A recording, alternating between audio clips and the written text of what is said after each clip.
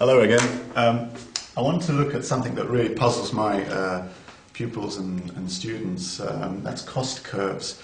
Theory of the firm, industrial economics, costs and revenues and profit areas and sales maximization and all the revenue maximization, profit maximization, all these things.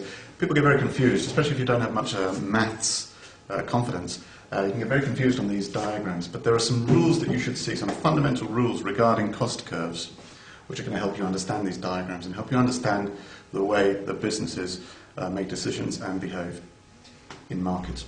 So I want to start with cost curves, and we're going to look at three cost curves: marginal cost, MC, average cost, AC, total cost, TC. I'm not talking about fixed and variable costs and other definitions of cost, direct, indirect, expenses, overheads, all these things. No, I just want to focus on these three for the diagram's sake. And first of all, I want to look at MC. MC is going to be shaped like this. What do I mean by this? Well, let's just label the axes. This is costs, and this is output. MC is what we call U-shaped. It falls and then it rises, and it rises ever more steeply. What's happening here is it turns because of diminishing marginal returns. This is implying that at first, as we create more output, the extra cost, the marginal extra cost of producing one more unit is falling. Of course, there is a marginal cost. That's why the curve is always above zero. It's above zero. There is always a cost to making another unit. But that cost is not always the same because of diminishing marginal returns. And you should read up the law of diminishing marginal returns to understand that. But regardless of that, you can learn merely that the MC curve is always this shape. It turns, and after this point, any extra unit will cost more extra than the unit before it. So for instance, if this is the ninth unit costs an extra that much. And that's more than the eighth unit. The eighth unit only costs that much, and so on. So it's U-shaped like this. Now, the average cost curve will also be U-shaped, and it will cut the MC, and the MC will cut through the AC at the lowest point of the AC. Always. This is a mathematical certainty. And I know that people find this difficult, but let me explain to you why. I want you to imagine that you're in a room, that you are exactly 2 meters tall, and you're in a room with 100 other people. Everyone is precisely 2 meters tall. What's the average height of the people in the room? Of course, it's 2 meters. If an extra person, a marginal person, an extra person walked in who was only 1 meter tall, what would happen to the average height of the people in the room? Of course, the average would fall because the marginal was lower than the average. And that's what we see happening to every point up to Q1. The marginal cost is lower than the average cost, so it's dragging the average down. Take this unit, for instance. This unit has a marginal cost of that much. That's less than the average, so it's making the average fall.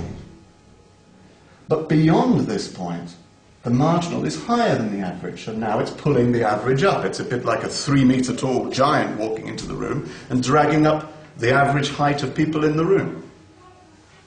In other words, to get rid of my silly analogy of people in a room, what happens to average cost is determined by whether the marginal cost of a product is higher or lower than the average.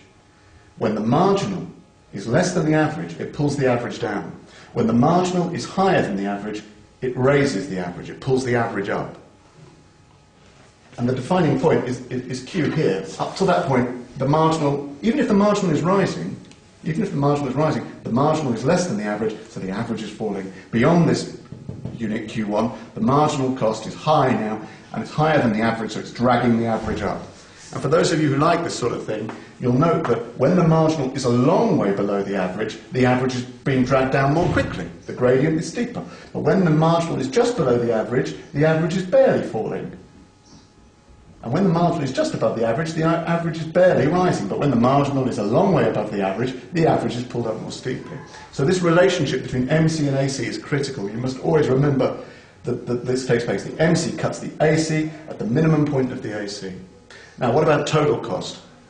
Well, we don't draw total cost with this because the scale of cost is completely different to the scale of cost used for totals. I'm looking at total cost. Sorry about the writing. But the output scale is the same, so we can work with this output scale.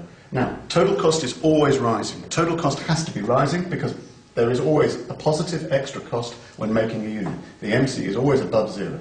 So total cost is rising. And total cost is going to start not at zero because there is some fixed cost even when output is zero.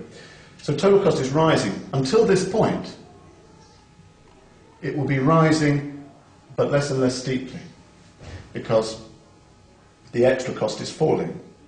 Beyond this point, when the extra cost of each additional unit is rising and rising, this picks up.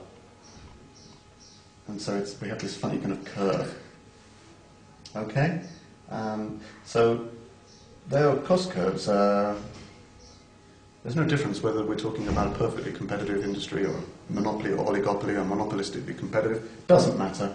Cost curves look like this. Occasionally, on the A level, which I'm teaching, you may see a reference to constant costs, which is very easy. It's just a horizontal AC and MC curve, and TC rises linear style. But truth is, it's like this. All right. I hope that's helped you. Okay. Bye bye.